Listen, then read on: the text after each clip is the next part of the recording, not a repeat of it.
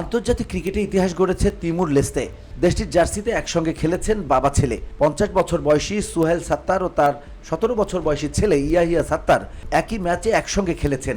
এতে আন্তর্জাতিক ক্রিকেটে প্রথমবার বাবা ও ছেলের একসঙ্গে খেলার নজির গড়ল।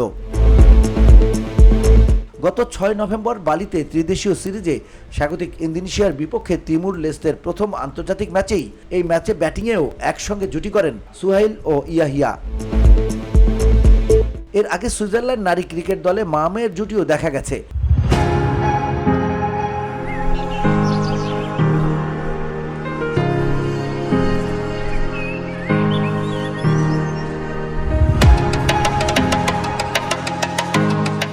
মেটি ফার্নান্দেজ ও নেইনা মেটি সাজু সুইসদের হয়ে চলতি বছর 6টি টি-20 খেলেছিলেন একসঙ্গে। এছাড়া ওয়েস্ট ইন্ডিজের সাবেক তারকা শিবনারায়ণ চন্দরপল ও তার ছেলে তেজনারায়ণ চন্দরপল গায়ানার হয়ে একসঙ্গে 11টি প্রথম শ্রেণীর ম্যাচ খেলেছেন। 2014 সালের মার্চে প্রভিডেন্স স্টেডিয়ামে উইন্ডওয়ার্ল্ড আইল্যান্ডসের বিপক্ষে ম্যাচে বাবার অধিনায়কত্বে খেলেছিলেন তেজনারায়ণ। ক্রিকেটে এমন উদাহরণ আরও আছে। চলতি বছর নিজ দেশের একটি ক্রিকেট লিগের ফাইনালে মুখোমুখি হন আফগান অলরাউন্ডার মোহাম্মদ নবী ও তার ছেলে Hasan Ishakil. VOD Bangla news desk.